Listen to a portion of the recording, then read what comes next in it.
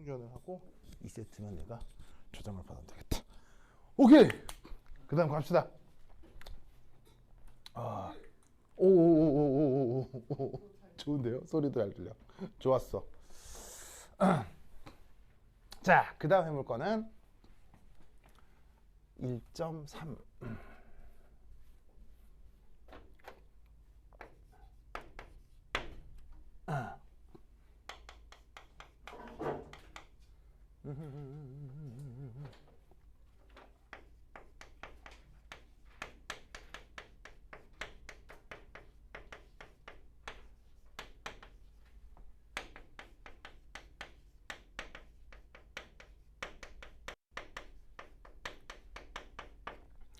자, 요거 한번 살펴보도록 하겠습니다.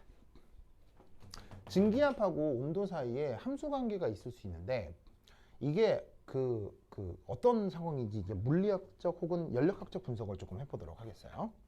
자, 역시나 예를 계속 드는 거는 A가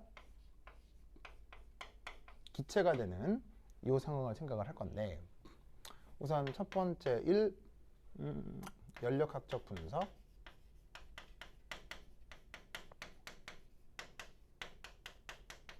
자, 첫 번째 1 액체가 기체가 되는 거니까 이건 언제나 흡열 반응이겠죠. 그죠? 액체가 기체가 될 땐 전 우주의 모든 액체를 데려다가 조사를 해도 항상 흡열입니다. 그걸 어떻게 표현할 수 있냐면 델타 H 베이포리제이션이 0보다 크다. 엔탈피로 표현하면 저렇게 표현이 되죠. 그 다음 두 번째, 액체가 기체가 되는 건 언제나 무질서도 증가입니다. 언제나 무질서도 증가입니다. 이걸 또 어떻게 표현합니까?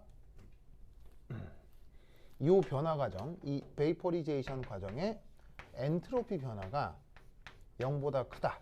이렇게 표현할 수 있죠. 그래서 동일 질량당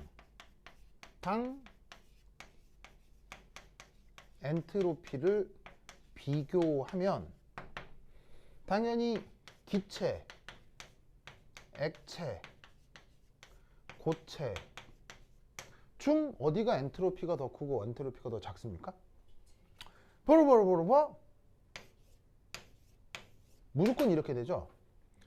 도우나 무슨 말인지 알겠죠? 돈이 기억해야 되겠죠?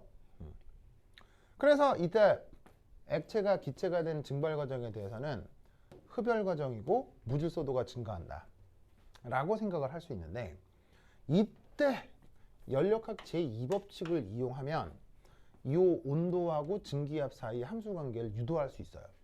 근데 실제 입시에서 그 유도 과정까지 다 할 수는 없기 때문에 이 결과만 살짝 좀 보도록 하겠습니다. 결과만 살짝 보면 이렇게 알려진 함수 관계, 그 함수를 유도하는 과정은 잘 묻지는 않는데 그 함수를 기억해 뒀다가 그걸 가지고 설명하는 문제는 서울대에서 한두 번 나온 적이 있어요. 그래서 알아둘 필요가 있을 것 같아서 말씀을 드리면 바로 이렇게 됩니다. 로그 PA 백설표는 마이너스 R 곱하기 T분의 1 더하기 R분의 델타 S 베이포리제이션 이렇게 표현이 됩니다.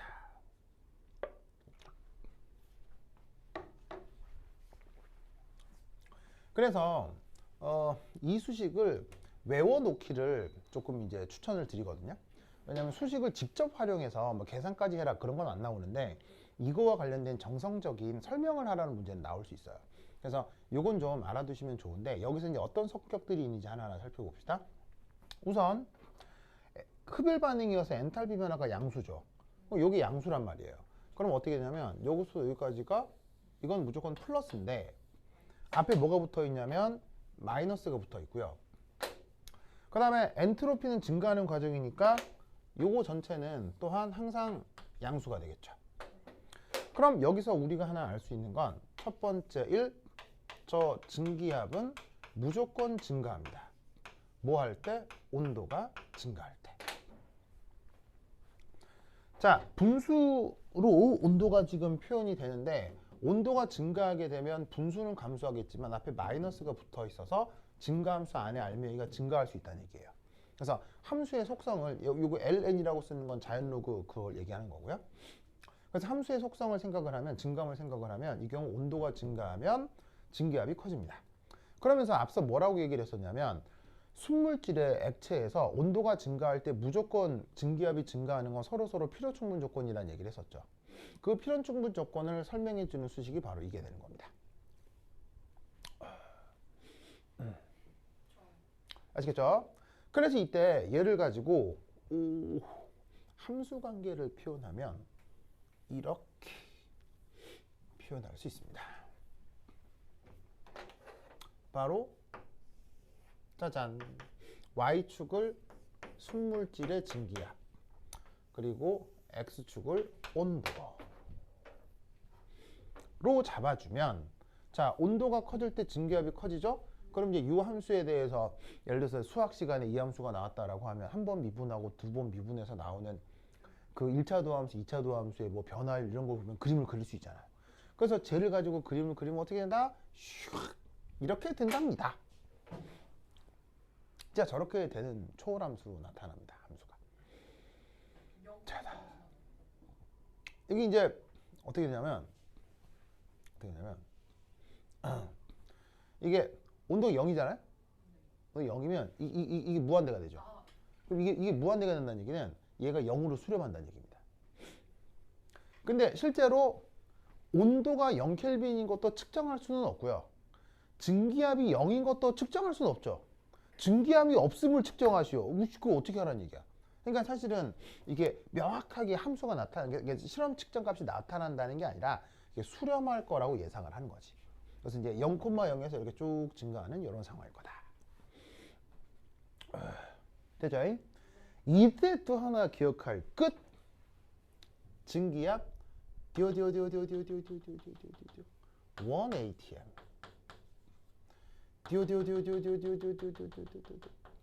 이때 온도 얼마?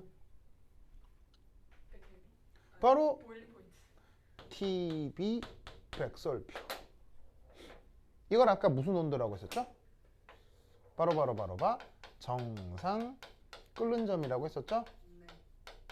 그럼 그 정상 끓는 점의 수리적 관계를 여기서 어떻게 찾을 수가 있겠어요? 두 번째 요 수식에서 로그 1은 마이너스 델타 H 베이포리제이션 기체상수 TB 백설표분의 1 더하기 엔트로피 이렇게 표현할 수 있겠죠? 근데 1을 로그 취한 건 값이 뭐가 돼요? 0이니까 여기서 이제 추가적으로 알 수 있는 건 저 순물질의 정상 끓는 점은 바로 델타 H를 델타 S로 나눈 것 이라고 생각할 수 있어요. 그래서 어떤 순물질에 대한 증발 엔탈피와 증발 엔트로피로부터 저 정상 상태 끓는 점을 비교할 수 있습니다. 요 수식을 활용하는 거, 그러니까 이게 실제로 뭐 숫자를 넣어서 뭐 함수 값을 그런 거 절대로 안 나오는데 이렇게 어떤 개념적으로 정상 끓는 점, 그다음에 증발 엔톨피, 증발 엔트로피 사이 이 관계를 활용해서 말로 설명하는 문제가 몇 번 나왔어요. 서울대 입시에선. 그래서 이런 식의 수식 관련해서도 내용을 좀 기억을 해두시기 바랍니다. 됐다. 오케이, 됐다. 뭐 이 정도면 되겠죠. 자, 그 다음 뭘 볼 것이냐? 다 됐죠? 이제 준다잉. 이제 쫙 써드릴 게 있어가지고 여기 줄게요. 이앱.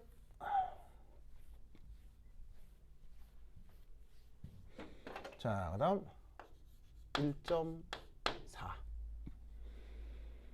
1.4. 아, 1.4가 아니고 이제 2로 바꿉시다. 이거 이제 2. 상전이.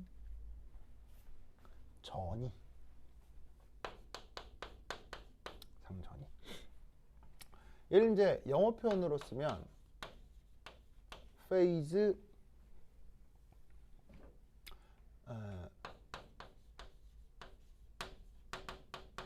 transition이라고 하는데, phase를 우리말로 이제 상태 이렇게 번역을 하는 거고요. 그 다음에 여기 이제 뭐 TIO에는 이제 명사와 전미사죠. 근데 앞에 이제 이 어근이 중요한데, 이 트랜스라는 뜻의 어근은 바로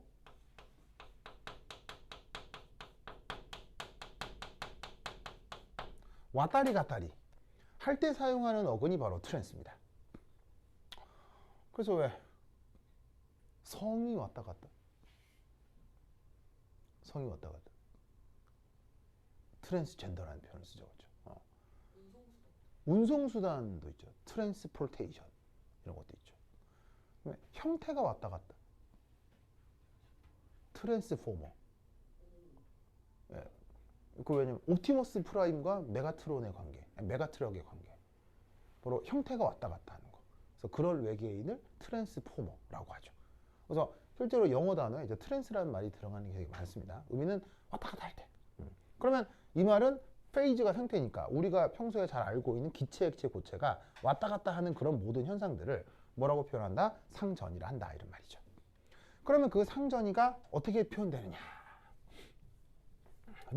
예로 들어 몇 가지 생각해 보도록 하겠습니다. 자, 그럼 이제 누구를 한번 예로 들어 볼 것이냐? 누구를 한번 예로 들어 볼 거냐면 바로 CO2. 누구요? CO2. 저 이산화탄소에 대한 얘기를 좀 해보도록 하겠습니다. 왜냐하면 이산화탄소와 관련된 실험 데이터가 있기 때문에 그 얘기를 좀 해보려고 해요.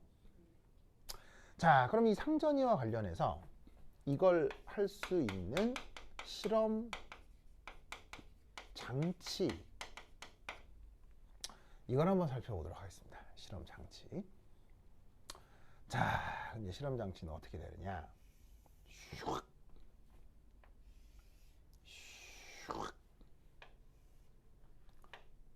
한 다음에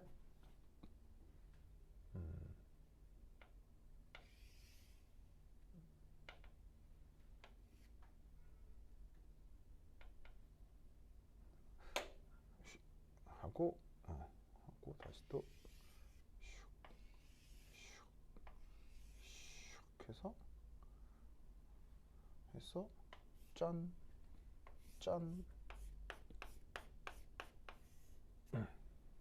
자, 전선에 그 뭐 전기 에너지가 흐르는 코일인데 뭐 꼭 이제 단순 코일이라 생각하지 말고요. 그냥 이렇게 생각합시다. 에어 컨디셔너.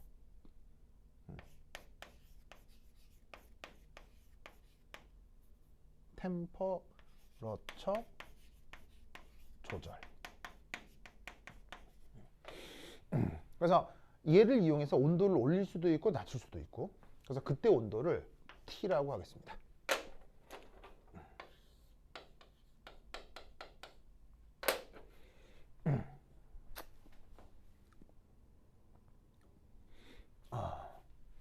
그리고 그 다음에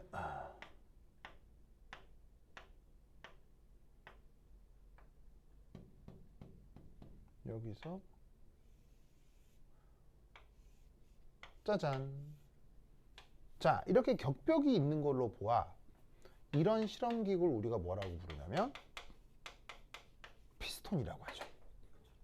자, 그러면 당연히 피스톤은 열린 그릇이에요, 닫힌 그릇이에요? 당연히 닫힌 그릇이죠. 이 피스톤의 외부에서 PEX 외부 압력을 가해주는 거예요. 그리고 여기다가 뭘 넣어요? CO2라는 물질을 넣어주는 거예요. 그러면 여기서 우리는 뭐 T PEX를 바꾸는 거죠.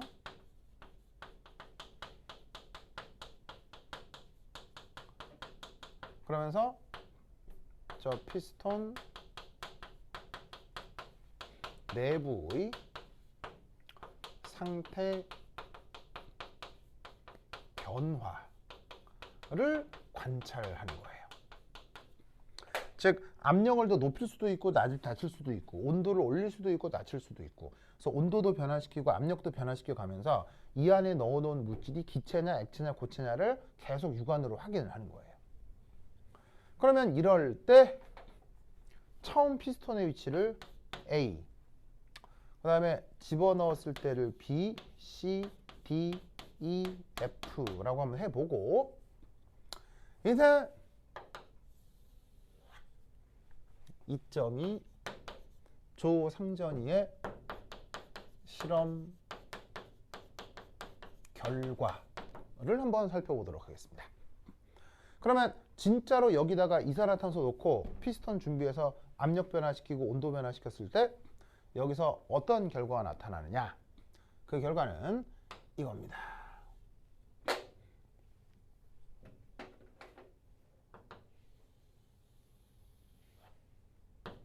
자, Y축을 압력이라 두고요. 그 다음에 X축을 온도라고 둡시다. 그러면 그 실험 결과를 어떻게 표현할 수 있냐면, 가만히 있어보자.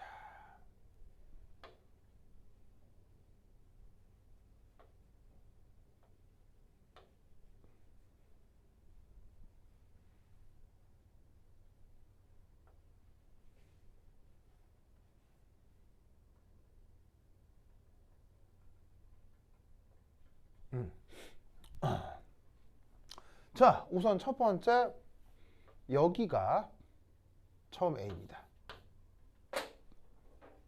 A.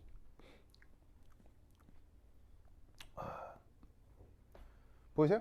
보이세요? 우선 첫 번째 뭐부터 할 거냐면, 여기서 1,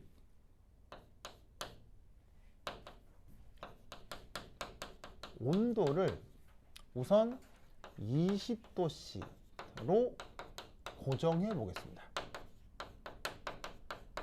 왜냐하면 온도도 변화를 시킬 수도 있고 압력도 변화를 시킬 수 있으니까, 여기는 온도가 아니고 부피입니다.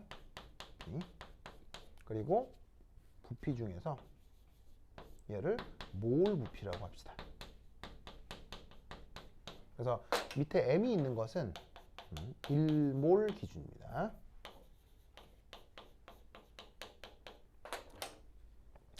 자, 온도를 20도씨로 고정한 상태에서 우선 첫 번째 1, 요 상태 A. 자, 그러면 온도가 20도신 상태에서 상태 A로 피스톤을 유지했다는 얘기는, 바로 이 상태 A는 주어진 조건 중 가장 저압 조건입니다. 그러면 저압 조건에서는, 자, 실제 기체가 가장 이상기체적으로 행동하는 조건이 바로 저압 조건이죠. 그래서 A 주변은 뭐를 잘 따른다? 상태 A는 PV는 nRT를 잘 따를 겁니다.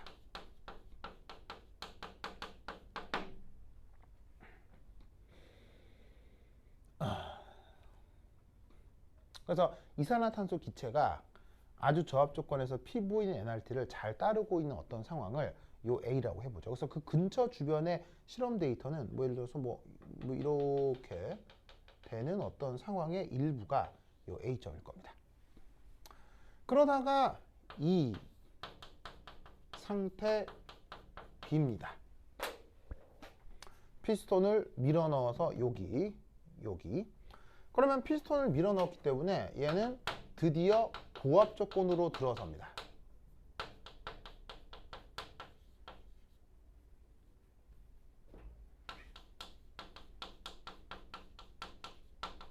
그러면 고압 조건이 되면 이상기체 다워져요? 실제기체 다워져요? 바로 실제기체성이 나타나는 거죠.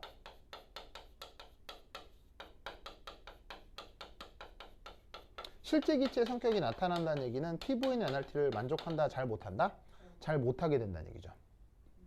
그러면서 드디어 B에 도달하게 됩니다. 그래서 A 상태에서 지금 보시다시피 어차피 압축이 되고 있기 때문에 점점 부피는 줄어들고 있는 상황입니다.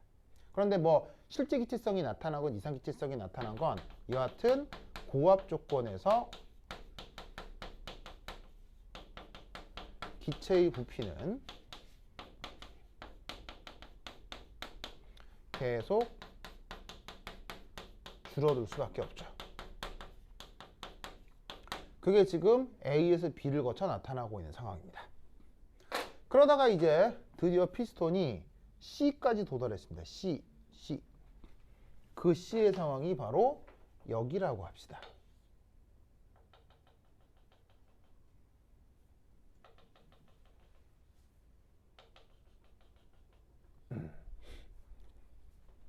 그래서 현재 지금 얘가 20도씨고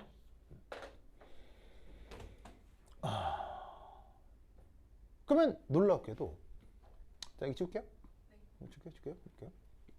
그래서 A하고 B는 뭐 그렇게 크게 어려운 상황은 아닌데 중요한 게 바로 3 구간 C, D, E예요.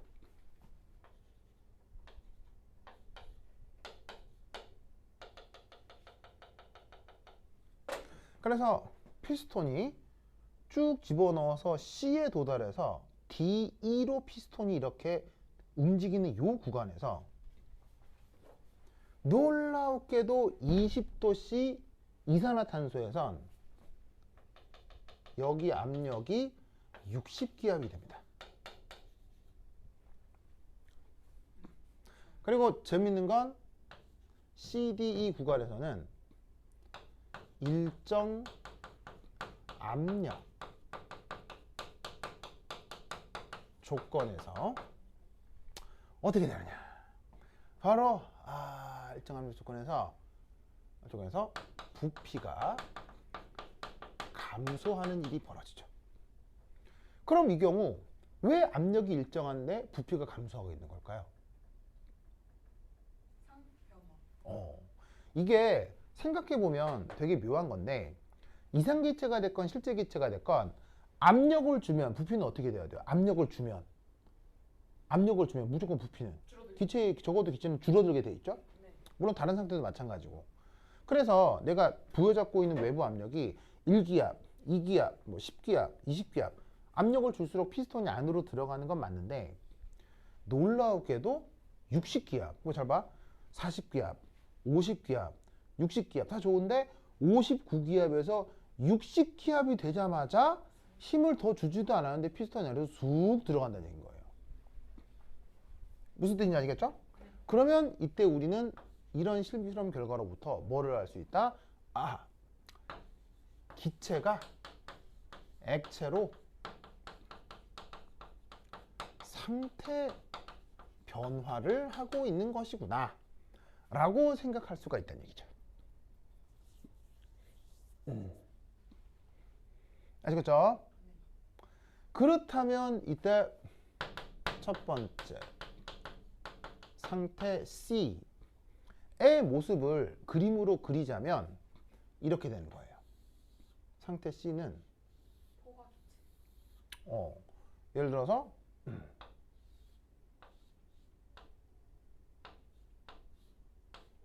여기에서 외부 압력이 60도, 60기압 현재 20도씨일 때 여기가 C라고 하면 어떤 일이 벌어지냐면 CO2 가스가 있는데 여기서 어딘가에서 그 극소량의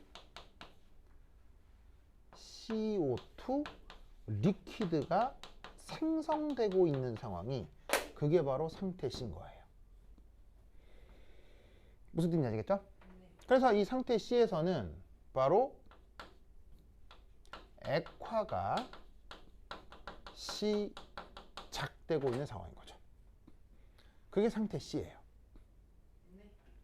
그 다음 두 번째 상태 D는 상황이 어떻게 되고 있는 걸까요? 자, 피스톤이 아까 있었던 위치를 C라고 하고 피스톤이 안으로 들어온 요 위치를 요걸 D라고 합시다. 그리고 이때 어쨌건 압력은 60기압이고요. 그리고 이때 온도는 20도씨고요. 그러면 상태 D는 어떻게 되어 있을 거냐면 바로 짜잔 이렇게 갈리면서 이 아래쪽에 CO2 리퀴드가 있고요. 위쪽에 CO2 가스가 있는 상황인 거죠. 그러니까 상태 D는 바로 액화가 진행되고 있는 거고요. 그리고 마지막으로다가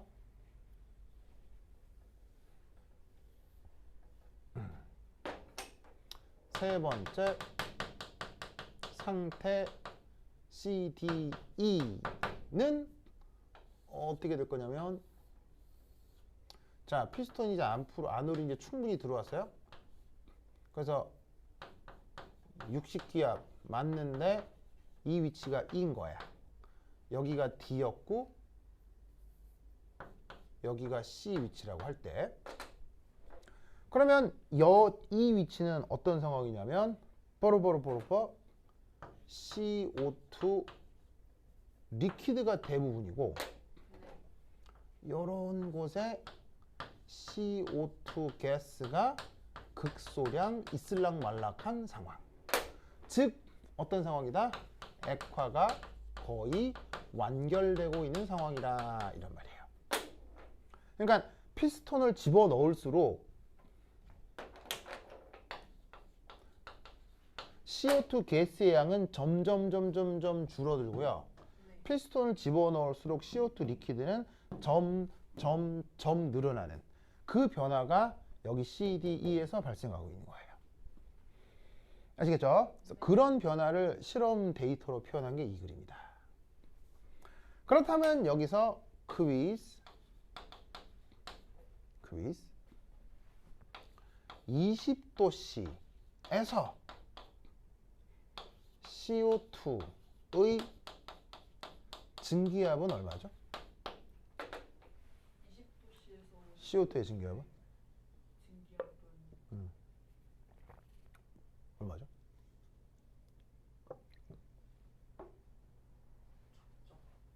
응? 20도씨에서 CO2 증기압이 얼마죠?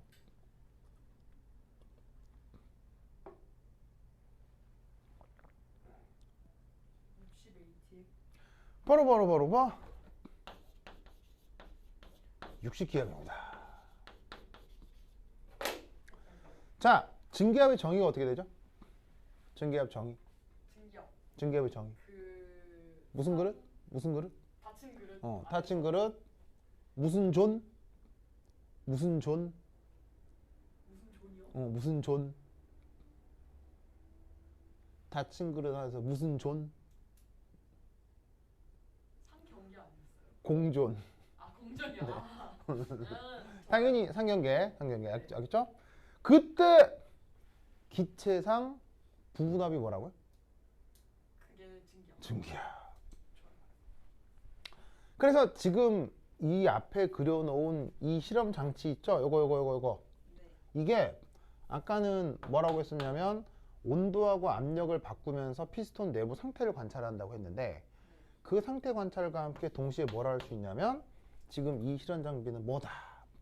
바로 말이 생각이 안 나네. 바로 순물질의 온도에 따른 증기압 측정 장치가 되는 거예요. 무슨 말 알겠죠? 순물질의 증기압을 어떻게 측정하느냐? 저렇게 측정하는 거예요. 좋아요. 됐죠? 그죠? 오케이, 됐다. 그래서 이게 A, B, C, D, E까지의 상황이야. 그러면 이때 잘 보세요. C에서는 여전히 기체가 많이 남아있지만 DE로 갈수록 이제 대부분 뭐가 돼버린 거예요? 액체가 돼버린 거죠. 네. 그래서 이때 그 다음 어떤 생각을 할 수 있느냐? 여기 이제 여기 줄게요. 줄게요. A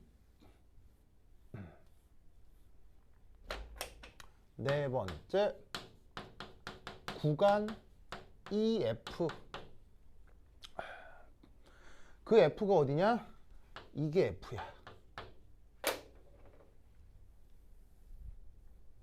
F면 피스톤이 E를 넘어 더 들어간 거지. 더 들어간 거지. 그러면 저 EF는 어떤 상황이냐? EF. 바로 모두 다 액체인 상태의 변화인 거예요. 당연히 액체는 부피가 잘 변해요? 잘 안 변해요? 변하지 않죠. 잘 변하지 않기 때문에 어떻게 된다? 약간의 부피 변화에도 큰 압력이 필요하죠? 그래서 저 EF 구간은 기울기가 매우 급한 겁니다. 그래서 다른 이 ABC 구간은 꽤 완만한 구간도 있는데 EF 구간은 굉장히 급하게 팍 치솟는 거예요. 무슨 뜻인지 아시겠죠? 네. 그러면 이때 또 하나 재밌는 건, 자, 아까도 얘기했듯이 ABC 구간은 얘네들이 뭐로 존재하는 구간이죠? 가스로 존재하는 구간이죠. 그리고 EF 구간은 얘네들이 뭐로 존재하는 구간이죠? 액체로 존재하는 구간이죠. 그리고 CD 구간은 얘들이 어떻게 존재하는 구간이죠? 섞여 있는. 그렇지. 바로 공존 구간이 되겠습니다. 이걸 저 그래프상에서 확인할 수가 있다는 얘기죠.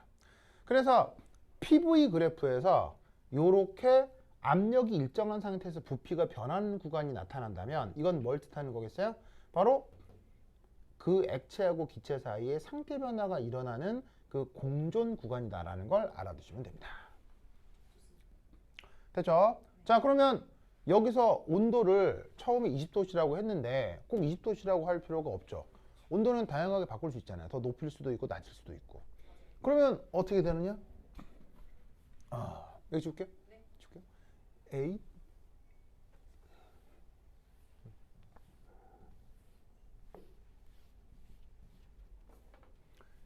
E 그리고 이제 뭐 여기 60도씨 여기서 이제 의미를 좀 살피자면 20도씨의 증기압인 거죠. 이렇게 생각할 수 있고요. 자, 두 번째 20도씨보다 온도를 낮출 수도 있죠. 그러면 어떻게 되냐면 온도를 낮추면 어떻게 된다? 리퀴드 가스 공존 구간이 증가합니다. 자, 무슨 말이냐면 온도를 낮추면 그래프가 어떻게 바뀐다는 얘기냐면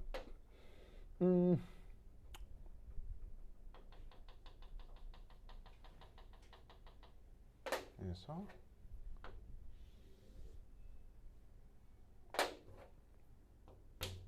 아이고 깜짝아 이렇게 해서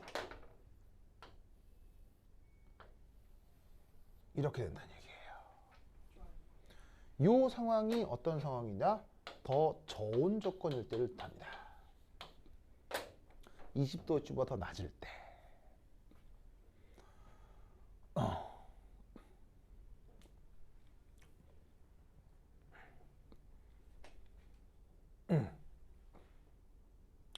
얘는 이제 뭐 여러 가지 의미로 해석할 수 있는데 저온이잖아요. 온도를 낮추면 저온 조건이니까 기체 분자 간 거리가 멀어도 기체 분자 간 거리가 멀어도 어떻게 돼? 멀어도 액화가 가능한 거예요. 그쵸. 가능한 거예요. 왜냐하면 온도가 낮아서 분자의 운동 에너지가 작은 상태이기 때문이죠. 그래서 어떻게 되냐면 더 큰 부피 조건에서 액화가 시작될 수 있습니다. 그래서 액화가 시작되는 조건이 자 보세요. 아까는 20도씨에서는 여기였잖아요. 근데 온도가 낮아지면 조금 더 큰 부피 조건에서 액체가 시작되는 것을 확인할 수 있습니다. 두 번째,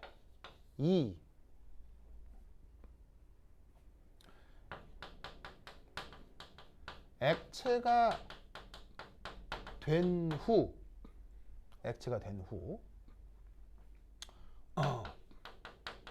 분자 간 열 운동이 작아서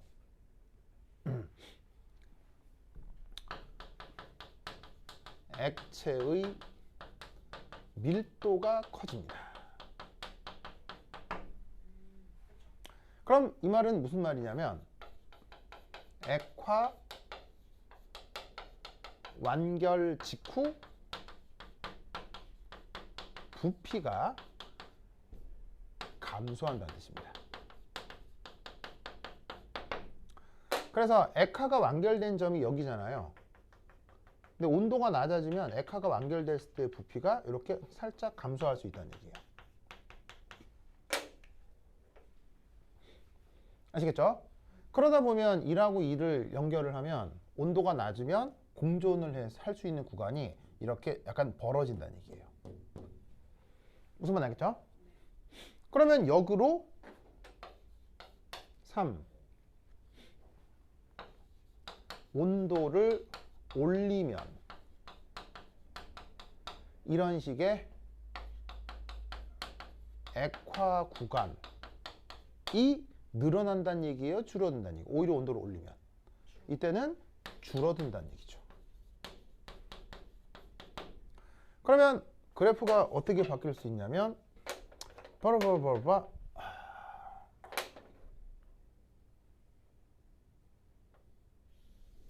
요렇게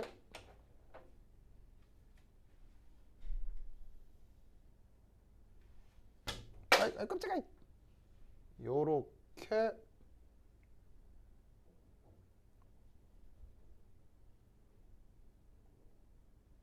해서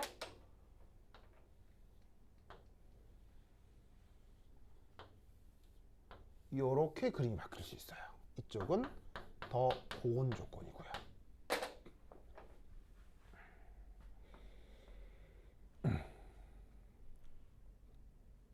아시겠죠? 그러면 이때 잘 보세요. 서로 다른 상태가 공존해서 액체가 되는 어떤 구간을 조사해보면 이것만 따로 그림을 그리면 이게 마치 이제 이거죠. 종이 밑에다가 100원짜리 넣고 연필로 싹싹 긁으면 밑에 이미지가 위에 뜨잖아요. 그럼 이게 잘 봐. 온도를 조금 더 낮추고 또 높여서 이 사이사이에 있는 그래프를 다 찾아냈다고 쳐봐. 실험을 많이 해가지고. 그럼 이때 여기서 이 공존할 수 있는 구간만 이야 따로 모으는 거지. 무슨 말 알겠어요? 따로 모으는 거지. 그러면 이런 영역이 생겨요. 이 영역이 바로 뭐다? 공존 가능 구간. 공존 가능 구간이라고 해도 되고 아니면은 액화 가능 구간이라고 해도 되고.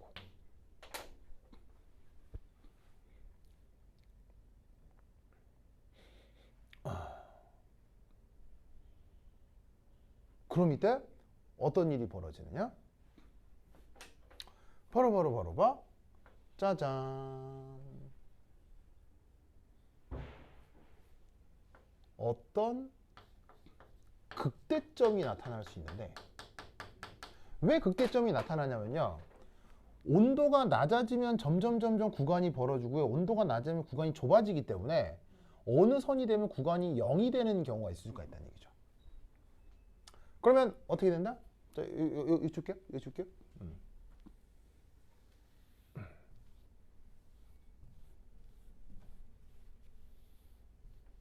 그러면 세 번째, 온도를 올리면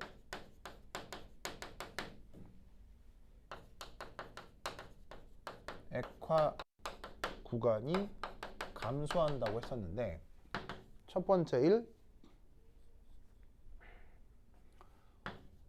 어떤 온도에서 바로 어떤 온도에서 그 액화 가능 구간이 사라질 수 있습니다.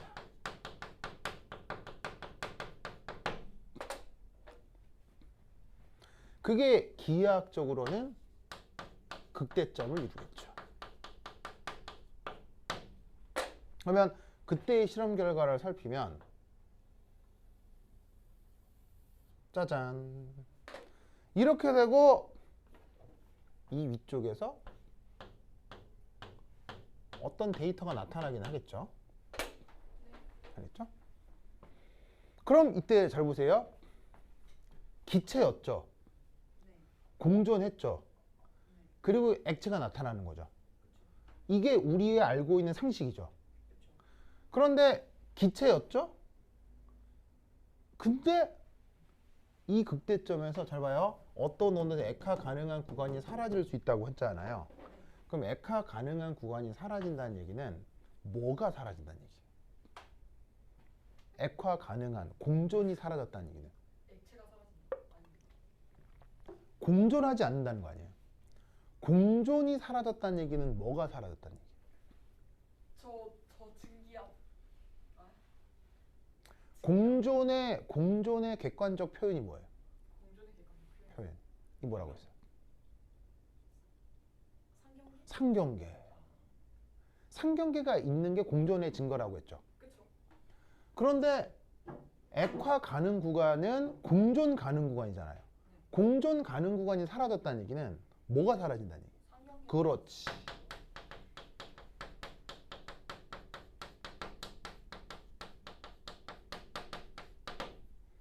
상경계가 사라진다. 다른 말로 초임계 유체라는 얘기예요.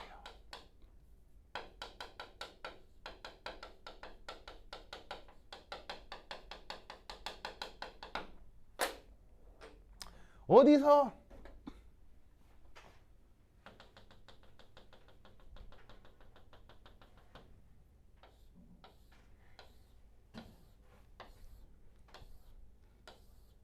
이 조건에서 초임계 유체 영역이 나타나기 시작하는 거예요. 액체도 아니고 기체도 아니고. 아시겠죠? 그러니까 그림으로 표현하자면, 여기는 기체 구간이고 여기는 기체야. 이건 기체라고 하겠죠? 기체고, 여기는 액체야. 여기는 액체고, 여긴 공존이야. 액체하고 기체하고 같이 보여. 근데 여기는 초임계 유체가 나타나는 거야. 뿌연 녀석이 나타나는 거지.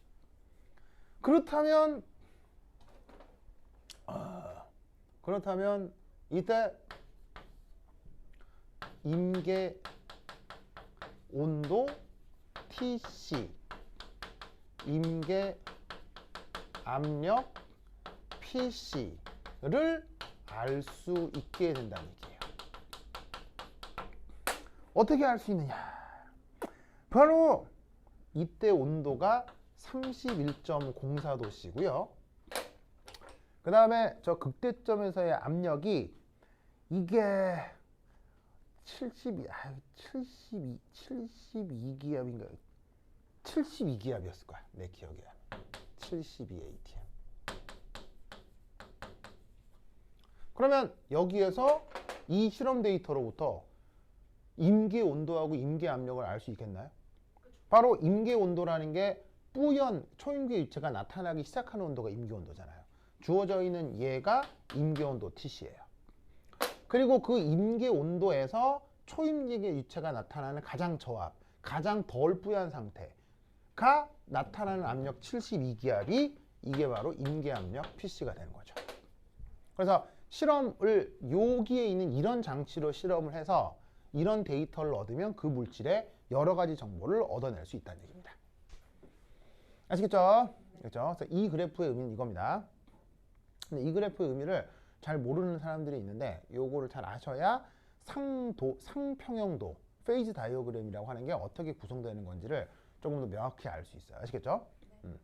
자, 그래서 잠깐 한번 보시면 거기에 내가 새로 준 교재 한번 볼까요? 내가 새로 준 보조 교재? 새로 준 보조 교재 찾았어요? 새로 준 보조 교재 11장이라고 돼 있는 거. 새로 준 보조 교재에 거기 몇 페이지를 보시냐면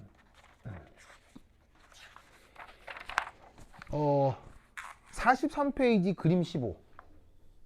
43페이지 그림 15. 찾았어요? 네. 자, 그게 무슨 의미냐면 이겁니다.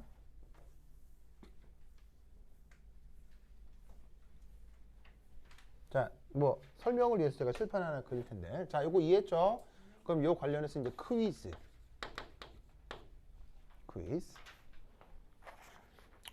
예를 들면 이렇게 되겠네요. 30도씨에서 SO2 가스의 증기압은 얼마이냐 라는 문제가 나와 있다고 칩시다.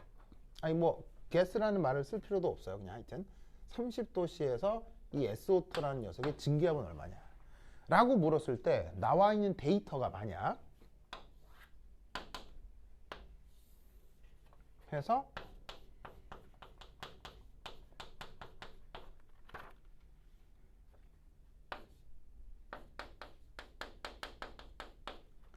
그래프가 만약